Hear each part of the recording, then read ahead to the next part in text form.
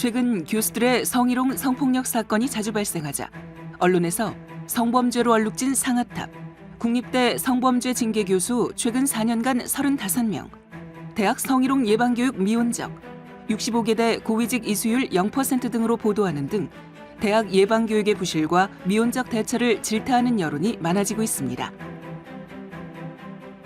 현행법상 대학은 교수에 대하여 성희롱 성폭력 예방교육을 실시해야 하지만 대학 구성원의 특성을 감안하고 현행 법령에 부합하는 내용으로 구성된 교수 전용 교육 자료는 아직 없는 상황입니다. 교수 성희롱 성폭력 예방교육의 실효성을 높여 양성평등이 구현되는 대학의 교육 환경과 문화를 조성하고자 국립한국방송통신대학교는 여성가족부 소속의 한국양성평등교육진흥원의 후원으로 대학 교수용 성희롱 성폭력 예방교육 영상 콘텐츠를 제작하였습니다. 이 콘텐츠는 모든 대학에서 교수를 대상으로 온라인 또는 오프라인으로 현행 법령에 따라 성희롱 예방교육과 성폭력 예방교육을 구분하여 실시하거나 성평등 관점에서 통합교육을 실시할 때 활용될 수 있습니다. 대학은 이 콘텐츠를 활용하여 교육한 후 성희롱 성폭력에 관한 대학 자체 규정과 상담 및 신고 사건의 처리 제도 등에 관하여 교육하는 것이 필요합니다.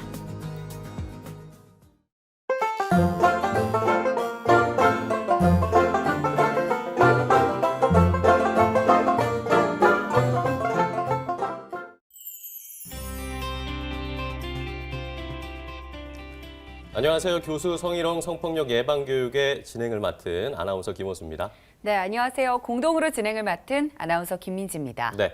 교수님들은 지식과 경륜이 높은 분들이라 강의만 하시는 분들이라고 생각을 했는데 오늘 이 교육에 수강자로 함께 참여하신다고 하니까 조금 긴장이 되기도 하고 왜 참여를 하실까 좀 궁금한 면도 없지 않습니다. 네, 저도 마찬가지입니다.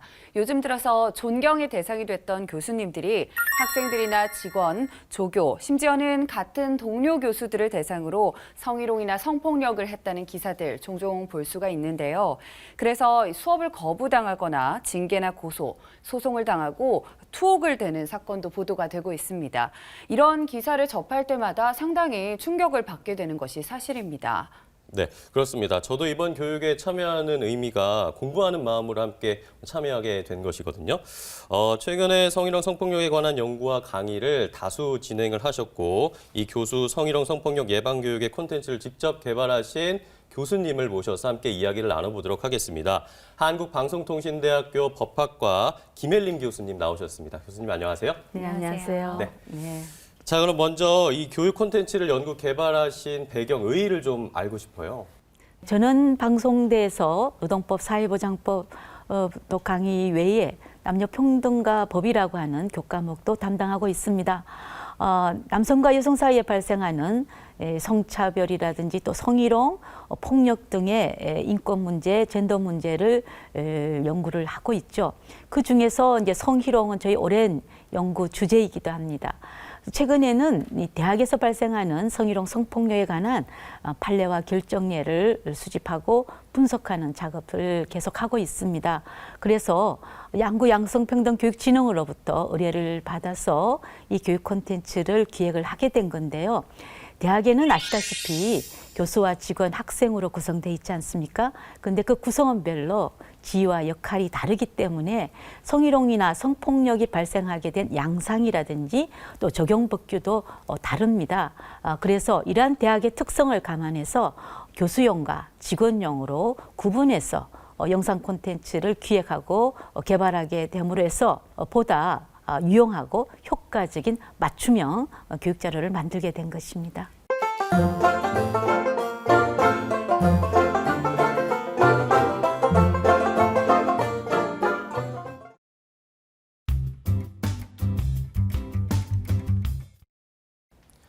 네, 그럼 지금부터 교수 성희롱 성폭력 예방교육 기본 과정을 본격적으로 시작해 보도록 하겠습니다. 자, 가장 먼저 우리가 알아야 할 것이 이 성희롱과 성폭력의 정확한 개념부터 좀 짚고 넘어가야 할 것 같은데요. 네, 성폭력이란 상대방이 원하지 않는 성적인 말과 행동을 수반한 모든 폭력 행위를 말합니다. 성폭력 범죄란 성폭력 중에서 피해자나 사회에 미칠 악영향이 크기 때문에 국가가 형사 처벌을 하는 범죄 행위를 말하고요. 성희롱이라 함은 업무와 관련하거나 지위를 이용하여 행하는 성폭력을 말합니다. 네, 교수님 말씀을 들으니까 이 성희롱과 성폭력 그리고 이 성폭력 범죄의 개념이 좀 명확하게 정리가 되는 느낌인데요. 네. 그런데 이 성폭력과 성희롱의 법적인 개념도 명확하게 구분이 되어 있는 건가요? 복잡하고 어려울 것 같다는 생각도 들거든요. 네. 우리나라 법에서는 성폭력과 성폭력 범죄를 구분하지 않고 같은 행위로 봅니다. 성희롱에 관해서는 이제 세 가지 법에서 규정을 하고 있는데요. 그 쓰임새라든지 당사자가 틀립니다. 그런데 대학의 성희롱 예방과 방지 조치에 관해서는 양성평등기본법이 가장 밀접한 관련이 갖고 있어요. 이 법은 당사자를 국가기관, 지방자치단체, 각급 학교의 공직유관단체의 종사자와 사용자 근로자로 지정을 하고 있습니다. 상대방에 대해서는 명시하지 않았지만 업무, 고용, 그 밖에 관계에 있는 사람을 말합니다. 교수는 여기서 말하는 각급 학교의 종사자가 되는 거지요. 직원도 마찬가지고요. 학생은 상대방도 되고 또 교직원도 상대방이 되는 것입니다. 그리고 요건이 있는데요. 업무와 관련하거나 지위를 이용하여 성적인 요구나 언동을 하는 것인데 그 행위가 세 가지로 나눠져 있습니다. 상대방에게 성적 굴욕감이나 혐오감을 느끼는 행위 또는 상대방에게 그 성적 요구를 불응한 것을 이유로 불이익을 주는 행위, 그리고 성적 운동을 따르는 것을 조건으로 이익 공여의 의사표시를 하는 행위가 되겠습니다. 네. 자, 그럼 구체적으로 어떤 행위를 했을 때 성폭력 범죄에 해당되는지가 조금 더 궁금해지는데요. 조금 더 구체적으로 유형을 알려주시면 저희가 좀 이해하기 쉬울 것 같아요. 네, 우리나라 성폭력 처벌법은 성폭력 범죄의 유형을 33가지로 열거하고 있습니다.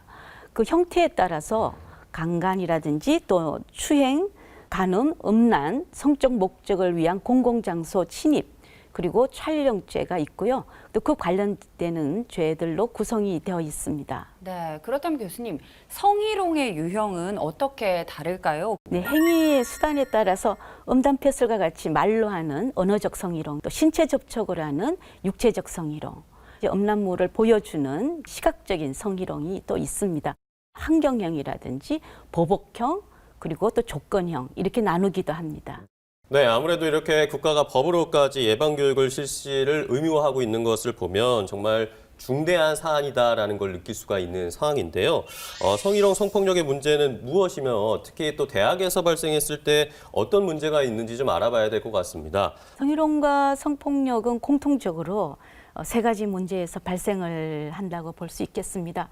하나가 상대방의 감정이나 인권을 존중하는 태도가 부족하다는 것입니다. 그 상대방에게 성적 수치심과 신체적, 정신적 고통을 주고 또 인권을 침해하는 문제가 있습니다. 인간으로서의 존엄과 또 행복을 추구할 권리, 인간의 가치를 존중받을 권리도 침해할 뿐만 아니라 성적인 운동을 스스로 결정하고 또 원하지 않는 성적인 운동을 받지 아니할 성적 자기결정권을 침해하는 것입니다. 두 번째는 이 성폭력과 성희롱이 힘이나 권력의 차이에서 발생을 합니다. 그렇게 함으로써 상대방에게 굴욕감이라든지 무력감 또 불이익 발생을 하게 됩니다. 세 번째는 남녀 불평등한 가부장적 사회 문화에서 발생을 한다는 것이죠. 그래서 피해자의 절대 다수가 여성이라는 현상이 발생을 합니다.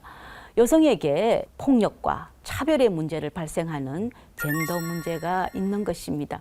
이 젠더 문제라고 하는 것은 특히 이 성희롱 성폭력에서는 남성과 여성에 대해서 성적인 그 반응 또 그 행동에 대해서 그런 왜곡된 가치관에 기초해서 문제들이 발생을 하는 것입니다. 이것은 곧 양성평등에 어긋나지요. 네, 성희롱은 이 업무와 관련해서 이루어지는 성폭력이라고 말씀을 해주셨습니다. 그렇다면 성폭력 문제뿐만 아니라 업무와 관련해서 발생되는 특유의 문제도 또 있을 것 같습니다. 어떤 양상이 좀 있나요? 네, 성희롱을 보면 권위주의적 위계 질서가 강한 학교나 직장에서 많이 발생을 합니다. 누가 이런 행위를 하냐면은 주로 고난이 많고 지위가 많은 사람들이 취약한 사람, 특히 여성을 대상으로 해서 많이 발생을 하죠. 네. 그래서 권력의 남용의 문제가 있고 또 젠더의 문제가 있는 것입니다. 대학에서 발생을 하게 되면 이 성적 자유결정권을 침해할 뿐만 아니라 교육과 관련한 인권, 즉 노동권이라든지 학습권, 또 교권을 침해하는 문제도 발생을 합니다. 뿐만 아니라 성적인 운동을 거부했다는 이유로 고용이나 교육에서의 불이익을 주기도 하고요. 또 그 적대적인 이 환경을 만들어서 업무와 관련한 피해를 주는 것입니다. 이러한 그 피해는 피해자가 행위자와 상시 대면을 해야 하기 때문에 더욱 가중이 된다고 하겠습니다. 그러니까 이 성희롱을 업무상의 불이익으로까지 이어지기 때문에 성차별로 보는 관점도 맞다고 볼 수 있는 거네요. 네, 성차별이란 성과 관련해서 어떤 특정 성에게 불이익을 주는 행위를 말합니다. 근데 성희롱이라고 하는 것은 업무의 성과나 능력과 관계없는 성적인 운동을 거부한 것을 이유로 불이익을 주는 것이 않습니까? 네. 또 여성을 대상으로 하는 거지요. 그러므로 성차별로 보는 것입니다. 네. 자, 그럼 이제 말씀을 해주신 것처럼 성희롱이 굉장히 좀 심각한 문제라고 할 수 있는데, 그럼 이 성희롱이 행위자와 혐의자 그리고 사업장에 어떤 악영향을 미치는지 좀 구체적으로 알아봐야 될 것 같습니다. 네.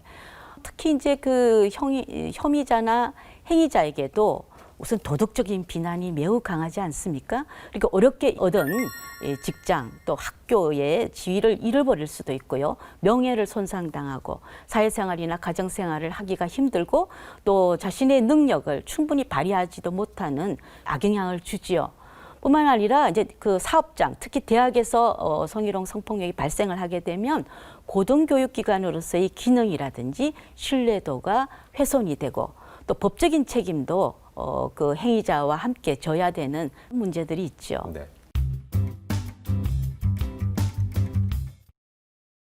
이렇게 해서 지금까지 성희롱과 성폭력의 의의와 또 유형에 대해서 살펴봤는데요. 이제는 대학 성희롱, 성폭력의 특성과 문제에 대해서 살펴보도록 하겠습니다. 네. 교수님, 먼저 이 대학 성희롱, 성폭력이란 구체적으로 어떤 행위를 말하나요? 네, 대학에서 구성원 그 상호 간에 성희롱이나 성폭력을 하는 것을 총괄해서 많은 대학에서 대학 성희롱 성폭력이라고 지칭을 하고 있습니다. 그런데요, 교수님, 아무래도 이 대학이란 일반적으로 근로자와 사용자 등 고용과 관련된 인간관계에서 발생하는 직장 내 성희롱 혹은 성폭력과는 조금은 다른 특성이 있을 것 같거든요. 어떤가요? 네. 네, 대학은 고등교육기관이죠. 또 교수와 직원들에게는 일터가 되고요. 학생들에게는 배움터가 됩니다. 그런데 교수와 또 직원, 또 학생에게는 지위와 역할에 있어서 상당한 차이가 있습니다.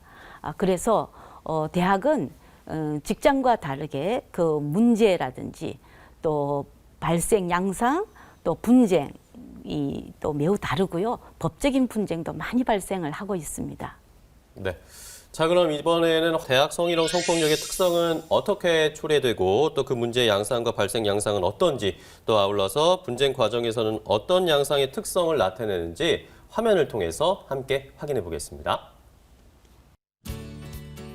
대학 성희롱 성폭력의 문제 양상을 보면 교수 직원 사이에 발생하는 직장 내 성희롱 성폭력의 문제와 교수 직원 학생 사이에 발생하는 학교 성희롱 성폭력 문제가 복합되는 특성이 있습니다.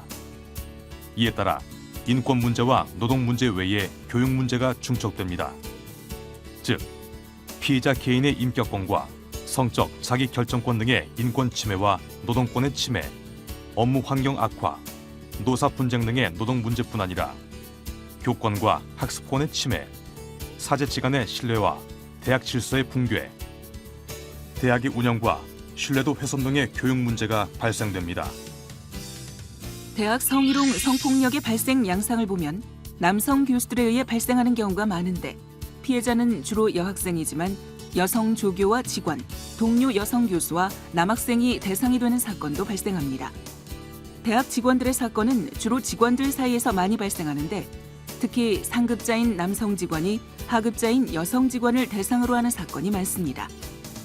대학에서 학생 사이의 사건이 많이 발생하는데 특히 선배 남학생이 후배 여학생을 대상으로 하는 경우가 많습니다. 최근 대학생들 사이에 단톡방, SNS 등으로 여학생이나 여교수를 성적으로 비하하는 일들이 유행처럼 번져 충격을 주고 있습니다. 대학 성희롱, 성폭력의 분쟁 양상을 보면 집단화, 사회 문제화되는 특성이 있습니다.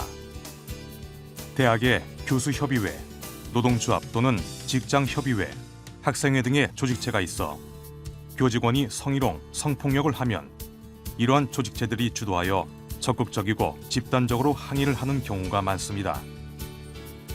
특히 학생들은 비상대책기구를 만들어 수업 거부, 퇴진 요구 등의 시위를 하고 언론이나 SNS에 알리고 시민단체의 조력을 받는 경우가 종종 있습니다. 화면을 통해서 대학 내 성희롱, 성폭력의 분쟁 양상을 살펴보셨는데요. 이번에는 법적 분쟁은 어떠한 특성이 있는지 궁금합니다. 교수님께서 좀 설명해 주세요. 네, 우리나라 최초의 성희롱 소송에 관한 판례가 1994년 4월에 발생을 했습니다. 그래서 그때부터 2017년 11월까지 대학에서 발생한 성희롱, 성폭력에 관한 분쟁 사건 266건을 수집해서 분석을 해보았습니다. 네. 그랬더니 5가지로 지금 특성이 발견이 되는데요. 그 첫 번째가 우리나라 일반 대학이 190개 정도 됩니다. 거기에서 약 70%에 해당되는 곳에서 대학 성희롱, 성폭력이 발생을 했다는 것이요. 두 번째는 이 법적 분쟁 사건의 행위자를 조사를 해봤더니 교수가 91%로 월등히 많습니다. 그리고 또 법적 분쟁 형태는 소송, 교원 소청 심사 청구, 고소, 진정, 부당 징계 구제 신청 되는데 소송이 많고요. 또 법적 분쟁 제기자는 행위자나 혐의자가 피해자가 제기하는 것보다도 2.5배 정도 많습니다. 그리고 법적 분쟁이 다양화되고 장기화되는 것이 바로 대학의 성희롱, 성폭력에 관한 법적 분쟁의 특성이라고 할 수 있겠습니다. 성희롱 혹은 성폭력을 미연에 좀 방지하기 위해서는 예방 교육이 필수적이라는 생각이 방송을 진행하면 할수록 드는데요. 교수 성폭력이 사회적 문제로 떠오르는 이런 상황에서 이번 교육은 반드시 꼭 필요하다는 생각이 듭니다. 네, 그렇습니다. 제가 신문을 보니까요. 대학 내 성희롱 예방 교육이 부실하게 이루어지고 있어서 네. 교수들의 참여가 굉장히 적다고 합니다.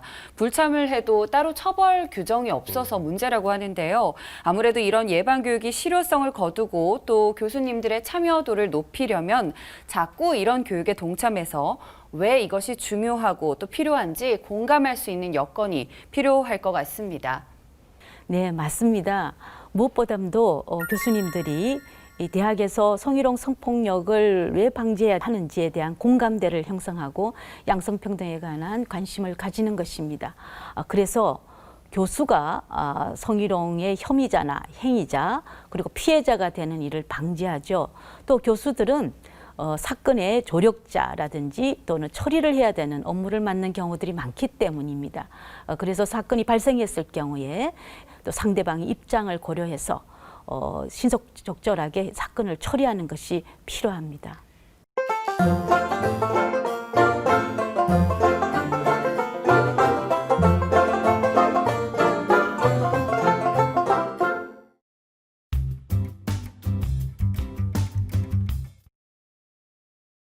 네, 그럼 이번에는 교수 성희롱, 성폭력 예방 교육의 심화 과정을 진행해 보도록 하겠습니다.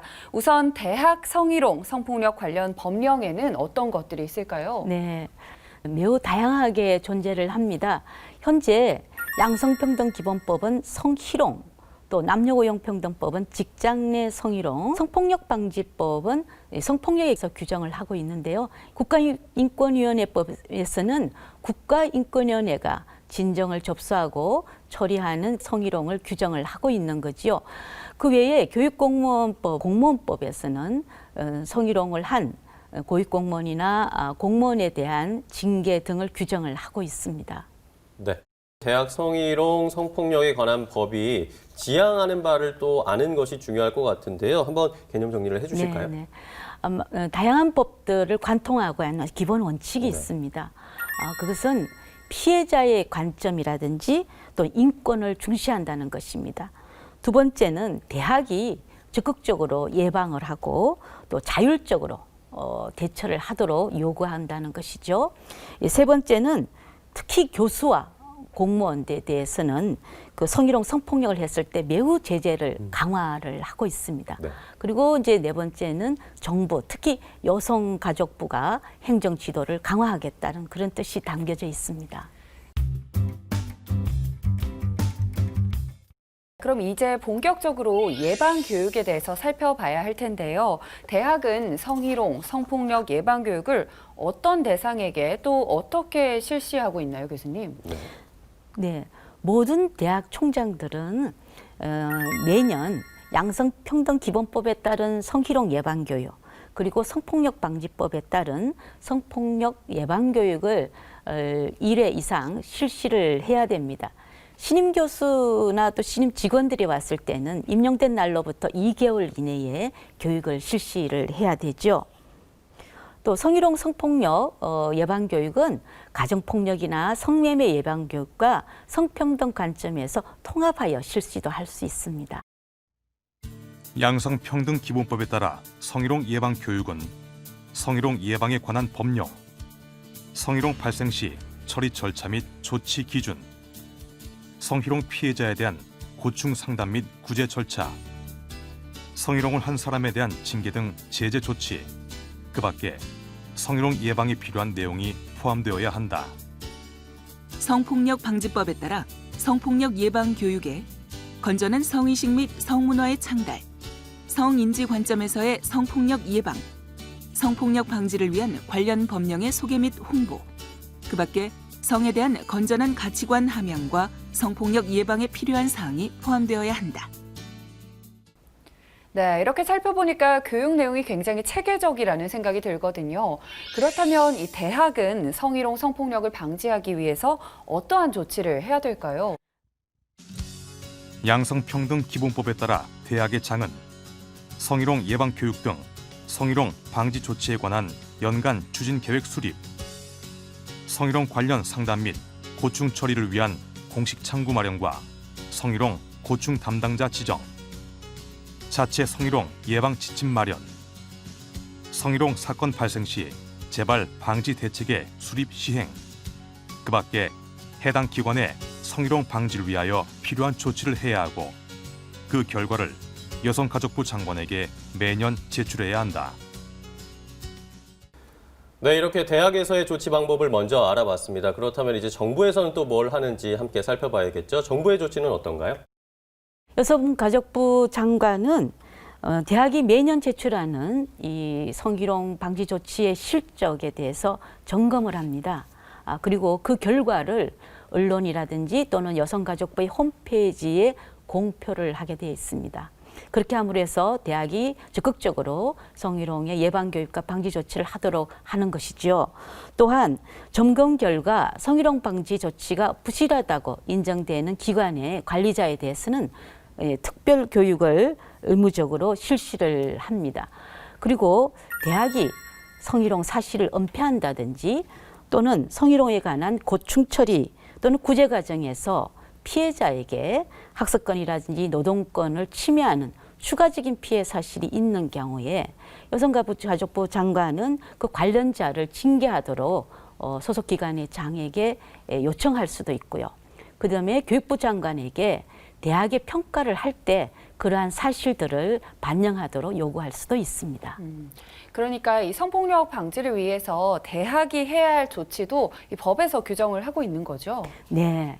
성폭력 방지법은 대학이 성폭력 방지를 위해서 피해자 보호와 피해 예방을 위한 자체 예방 지침을 마련할 것과 사건 발생 시에 재발을 방지하기 위한 대책을 수립할 것을 규정을 하고 있습니다.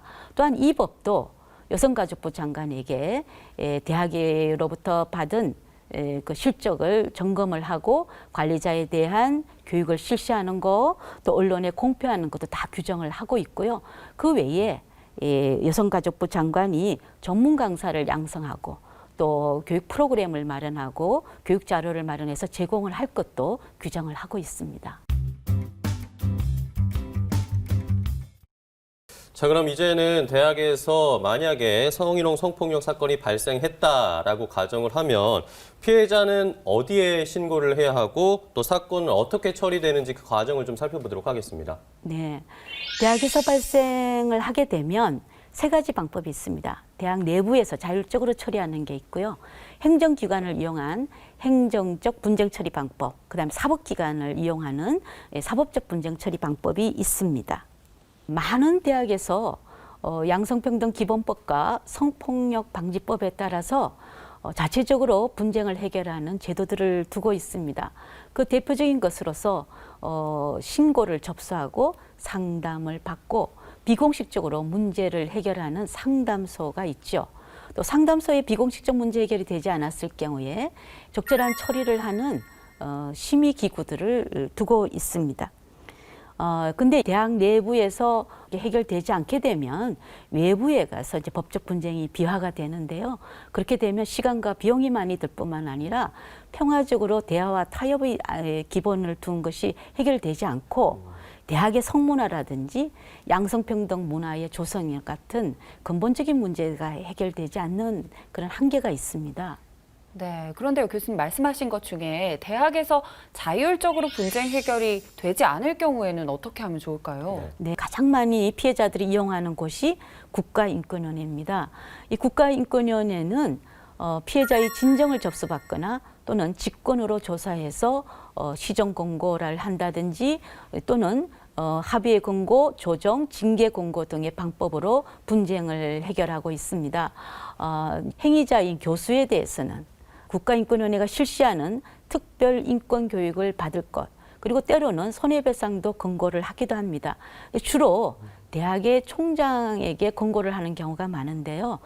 모든 교직원들에게 성희롱 예방 교육을 실시할 것, 또 고충처리 제도를 마련할 것, 피해자가 제2차 인권 침해를 받지 않도록 할 것 등을 권고를 하고 있죠. 네.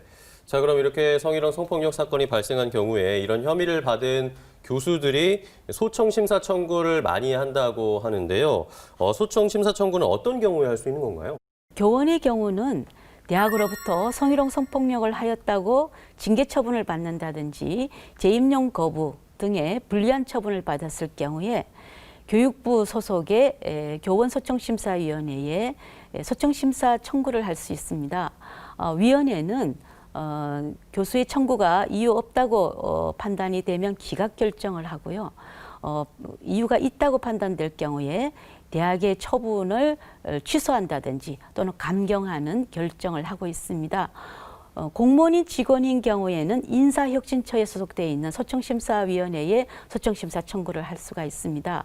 그런데 이러한 소청심사 청구는 전임교원이라든지 또는 정규직 공무원들이 이용할 수가 있습니다. 근데 대학에는 비전임 교수들, 시간 강사를 포함해서 많은 사람들이 있고요. 또 계약직 공무원, 사립학교 직원들이 있습니다.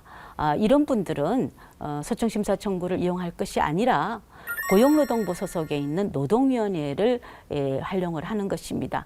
부당징계 또는 부당해고 구제 신청을 하는 거죠. 그러면 노동위원회는 조사 또는 심판, 판정의 절차를 거쳐서 기각을 하거나 또는 시정 명령을 하게 됩니다.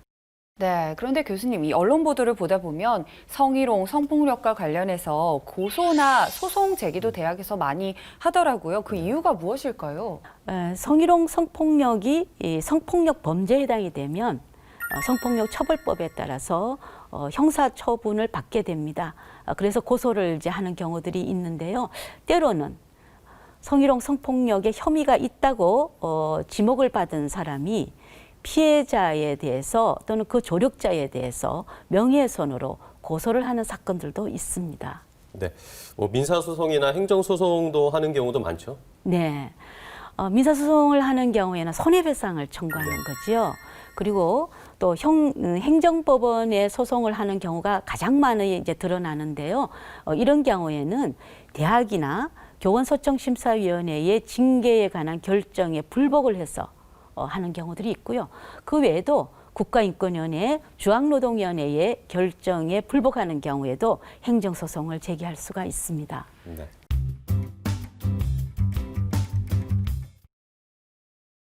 네, 그럼 교수가 성희롱, 성폭력 행위를 하게 되면 구체적으로 어떠한 제재를 받게 되는지요? 징계 등의 행정적 제재, 또 손해배상 등의 민사적 제재, 형사처벌 등의 형사적 제재를 받는데요. 그 중에서 이제 징계에 관해서 우리가 주목할 필요가 있습니다. 대학에는 다양한 신분을 가지는 교직원들이 있습니다. 최근에 교육공무원의 신분을 가지는 국공립대 교수들에 대한 성희롱, 성폭력 범죄에 대한 징계 기준이 매우 강화가 됐습니다. 첫째, 교육공무원인 국공립대 교수가 미성년자에 대하여 성폭력 범죄를 하여 파면 해임되거나 형 또는 실효 감호가 확정된 경우, 또는 성인에 대한 성폭력 범죄 행위로 파면 해임되거나 100만 원 이상의 벌금형 또는 실효 감호가 확정되면 징계 절차 없이 파면의 효과를 가지는 당연 퇴직을 당하게 된다. 집행유예를 선고받아 그 기간이 경과한 사람도 이 대상자에 포함된다. 둘째, 성희롱이나 성폭력 범죄로 징계 대상자가 된 교수가 훈장, 표창을 받거나 모범 공무원으로 선발된 공적이 있더라도 징계를 감경받을 수 없다. 셋째, 국공립대 교수는 일반 공무원이나 사립대학 교직원보다 성희롱과 성폭력 범죄 관련 징계에 있어서 상당히 높은 징계 기준을 적용받는다.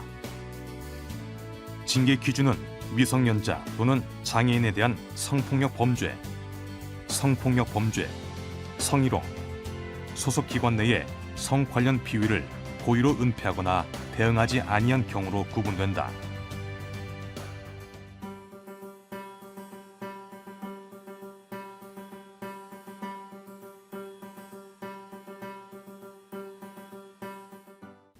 네, 그렇다면 사립대학 교수 같은 경우에는 어떤지 궁금한데요.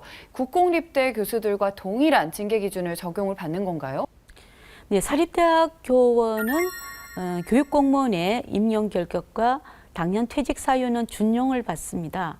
그러나 국공립대 교원과 달리 교육공무원이 아니기 때문에 사립학교법과 사립대학이 자체적으로 정한 규칙을 적용을 받습니다. 네, 그럼 교수들이 성폭력 범죄로 고소를 당하는 경우도 많던데 만약에 이것이 유죄로 인정이 된다면 어떤 처벌을 받게 되나요? 네, 형사처벌과 아울러서 재범 예방에 필요한 수강명령이라든지 성폭력 프로그램의 이수명령도 받게 됩니다. 또 강간이나 강제추행 등 특정한 범죄에 해당이 되면은 신상정보 공개도 당할 수가 있고요. 그 외에 법원의 명령에 따라서 보호관찰이라든지 또 전자장치의 부착, 성충동 약물 치료 이런 것도 받게 됩니다.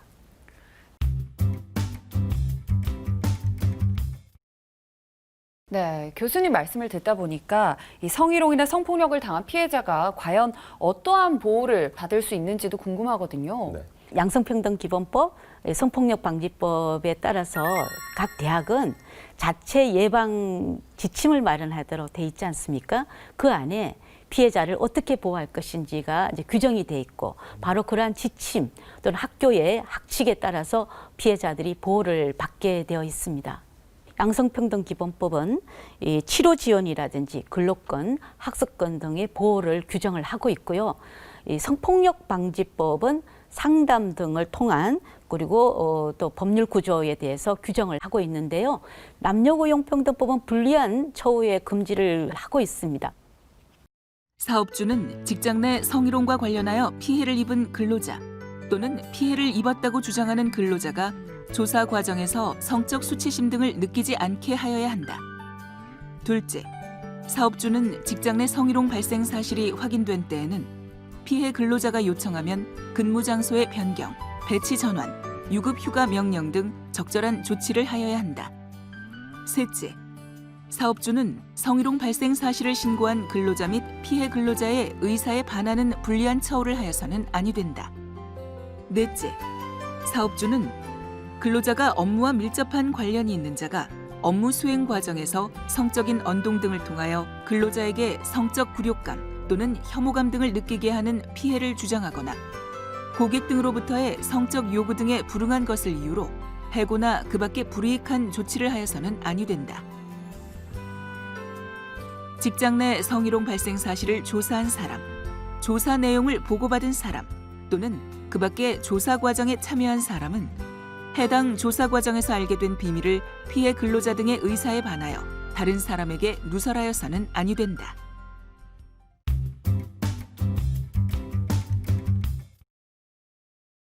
자, 그럼 이제 교수의 성희롱 성폭력 사건의 실제 사례를 좀 확인을 해봐야 되겠는데요. 먼저 여학생이 피해자가 된 사건입니다. S대 인권센터는 천재 수학자로 유명한 강 교수가 상습적으로 여학생들을 성추행했다는 신고를 받고 자체적으로 진상조사에 나섰습니다. 학생들은 피해자 비상대책위원회를 구성하고 철저한 진상조사와 처벌을 요구하는 기자회견을 열어 이 사건은 사회적으로 큰 주목을 받게 됐습니다. 이 대학은 인권센터가 파면 의견서를 제출하자 강 교수가 교원으로서의 품위 유지 의무를 현저히 위반했다며 2015년 4월에 파면했습니다. 서울 북부지방법원은 강 교수가 지도교수로 있는 힙합 동아리의 여학생들, 진학 도움을 요청한 여성, 자신의 지휘 감독하에 있는 인턴 여직원 등 7명의 다수 피해자들에게 상습적으로 강제추행죄를 저질렀음을 인정하고 징역 2년 6개월, 160시간의 성폭력 치료 프로그램, 3년간 정보통신망을 이용한 신상 공개를 명했습니다. 1심 판결에 대해 검찰과 강 교수는 모두 항소하였지만 법원은 이를 기각했고 대법원도 상고를 기각하였습니다. 성희롱이나 성폭력은 그 대상이 여성인 경우가 좀 비일비재한 상황인데요. 혹시 교수가 남학생을 대상으로 성희롱이나 성폭력을 한 그런 사건도 있나요? 아주 드물기는 하지만 네. 국가인권위원회가 조사한 사건이 있고요. 또 법원의 판례를 통해서 한 4건들이 있습니다. 한번 살펴보도록 하죠. K대학의 신 교수는 자신의 집에서 남학생들에게 술을 먹인 후 성추행한 혐의로 고소당했습니다. 이 사건이 보도되자 대학은 진상조사위원회를 구성하여 4명의 남학생들이 피해를 당했다는 사실을 파악하고 신 교수를 파면했습니다. 신 교수는 교원소청심사위원회에 학교에 파면 처분 취소를 청구했지만 위원회가 기각하자 행정법원에 파면 처분 취소 소송을 제기하였습니다. 춘천지방법원 행정부는 교육자로서 직분을 망각하고 심리적으로 저항이 어려운 학생들을 추행하여 죄질이 나쁘고 대학 학장의 경고에도 성추행이 그치지 않은 점 등을 볼 때 파면 처분은 재량권을 남용한 위법이 없다고 판결했습니다.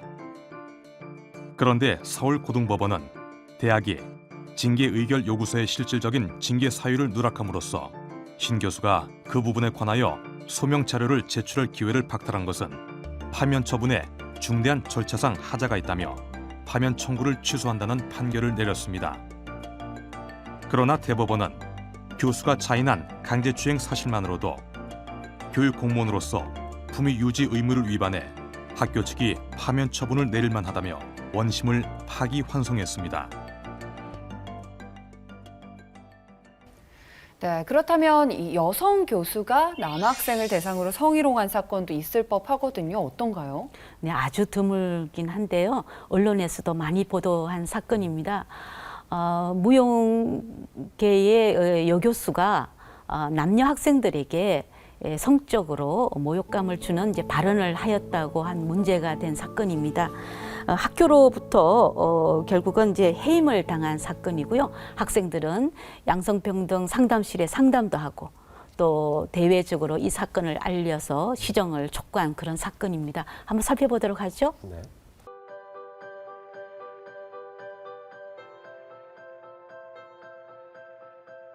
교원소청심사위원회는 성적 발언을 자주 하였다는 이유로 여교수를 해임한 대학의 처분이 과중하다며 정직 1개월로 감면하는 결정을 내렸습니다. 그러나 대학은 여교수의 학생 지도를 문제 삼고 재임용 거부를 결정했고 교원 소청 심사위원회는 여교수의 취소 청구를 기각했습니다. 결국엔 그 여교수는 학교를 떠나야 했습니다.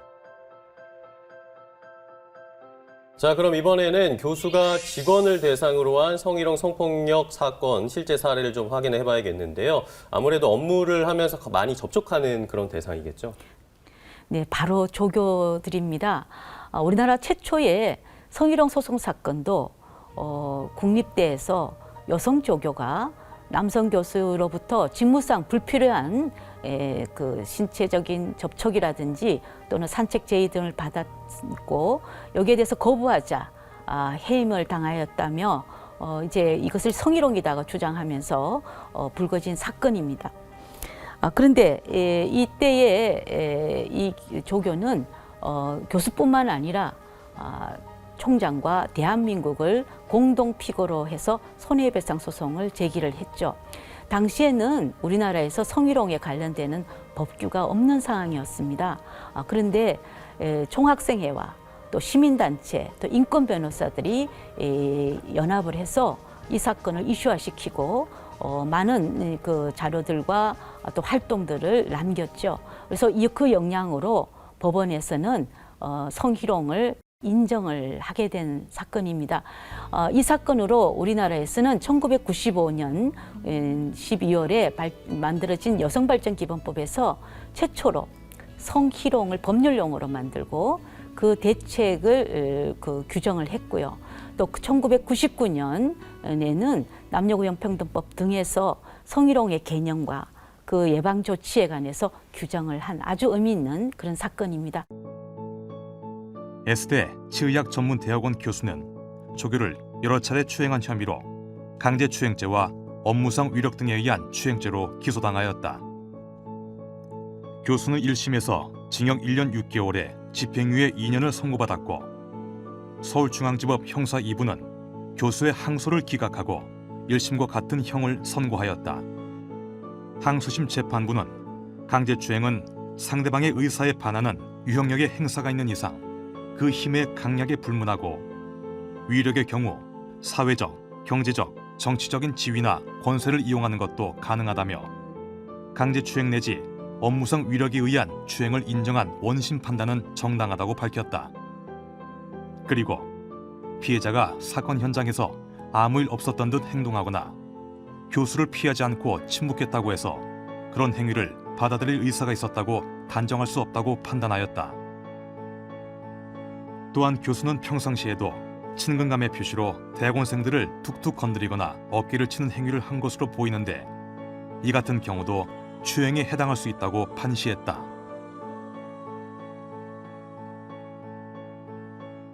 자, 그러면 교수가 성희롱 성폭력의 피해자가 된 사건의 경우도 있을까요? 네, 여교수들 사건이죠. 네.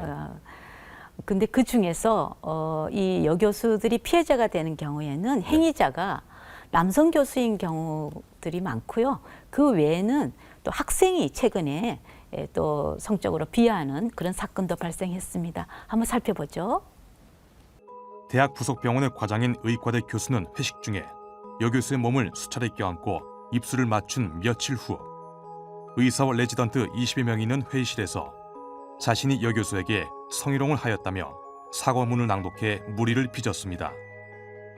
이 일로 대학은 그 과장을 겸임 교수 측에서 직위 해제했다가 해임 처분을 하였습니다. 교수는 교원 소청 심사 청구를 하였으나 기각당하자 행정소송을 제기하였습니다. 서울행정법원은 피고인이 국립대 교수이자 관련 의학 분야의 권위자로서 모든 사람들에게 모범을 보여야 할 지위에 있음에도 불구하고 오히려 지위를 이용해 강제추행 등의 범행을 저질렀다는 점에서 그 비난 가능성이 크다며 원고의 청구를 기각했습니다. 한편 피의자인 여교수는 그 과장 교수를 강제추행과 명예훼손의 죄로 고소했는데 법원은 1심과 2심에서 유죄를 인정해 징역 6월, 집행유예 2년을 선고했습니다. 다음은 남학생들이 여교수를 대상으로 성희롱 성폭력을 한 사례입니다. 한 대학에서 남학생들이 단체 카톡방을 통해 여교수를 상대로 노골적인 성적 비하와 욕설을 함으로써 모욕죄로 고소되었고, 울산지방법원은 남학생 2명에게 50만 원에서 100만 원의 벌금형을 선고하였습니다. 재판부는 피고인들이 별다른 이유도 없이 여교수를 모욕했지만 반성하는 점을 참작해 벌금 형량을 결정했다고 밝혔습니다.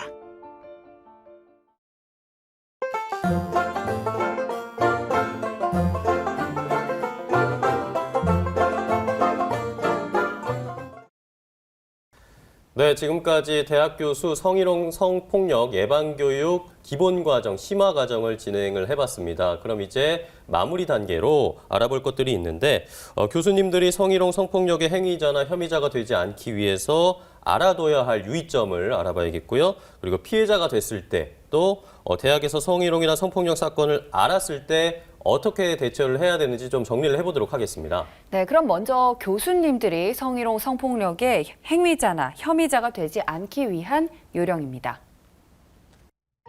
첫째, 교직원과 학생에 대하여 어떠한 곳에서든 가능한 성적 함의가 있는 언동을 자제한다.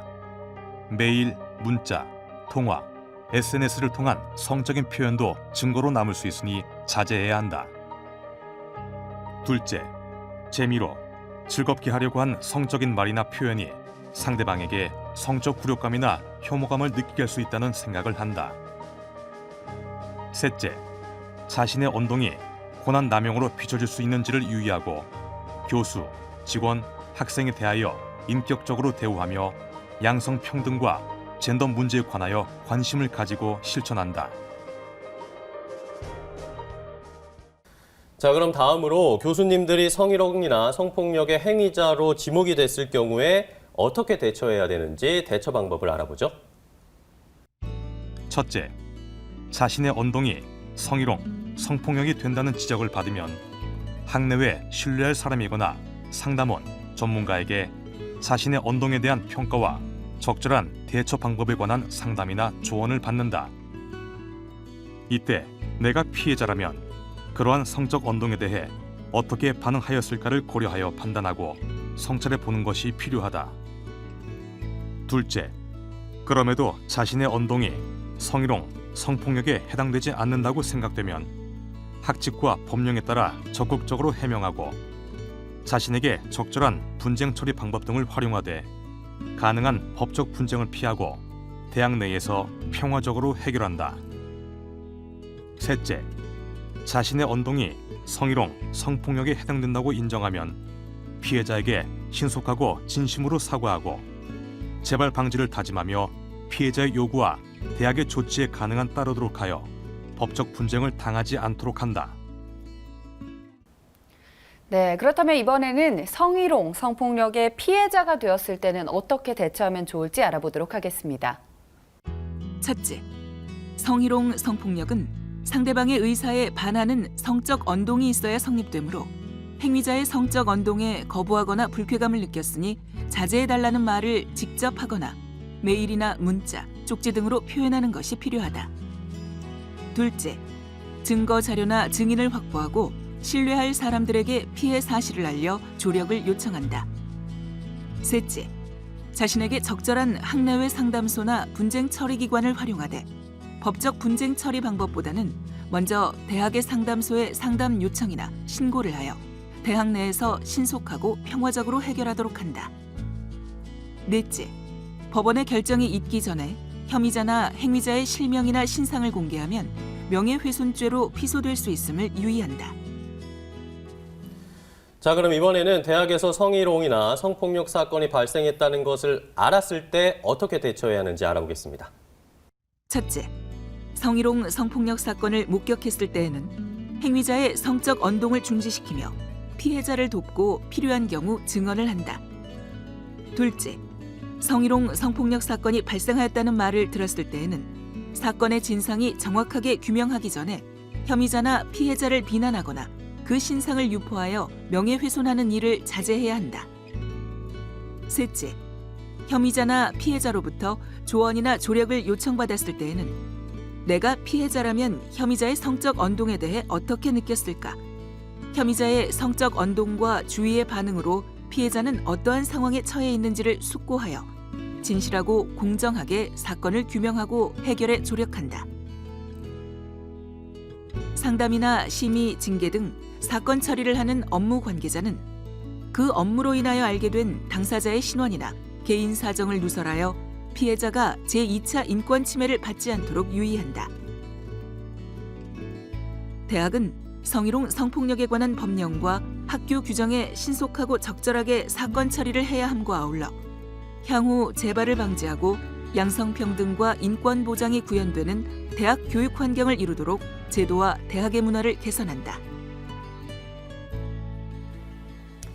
네, 이제 마칠 시간인데 오늘 아주 뜻깊은 공부를 많이 한 것 같습니다. 네, 이 성희롱 성폭력 사건이 인권 침해를 비롯해서 양성평등의 가치에도 어긋나는 아주 심각한 것이라는 것을 다시 한번 상기하게 됐습니다. 네, 그렇기 때문에 예방이 더욱더 중요하다고 생각이 되는데요. 교수님, 그럼 마지막으로 이 콘텐츠에 대한 기대 혹은 또 당부의 말씀을 좀 한마디 부탁드립니다. 네, 이 교육 콘텐츠를 통해서 인권과 젠더, 양성평등에 관한 인식과 또 실천력을 높여서 대학에서 특히 교수에 의해서 성희롱 성폭력 사건이 발생하는 일이 없었으면 좋겠습니다. 네, 오늘 많은 것을 배우고 느낄 수 있는 아주 뜻깊은 시간이었습니다. 그럼 이제 저희는 여기서 인사를 드려야 될 텐데요. 함께해 주신 여러분 모두 감사합니다. 고맙습니다.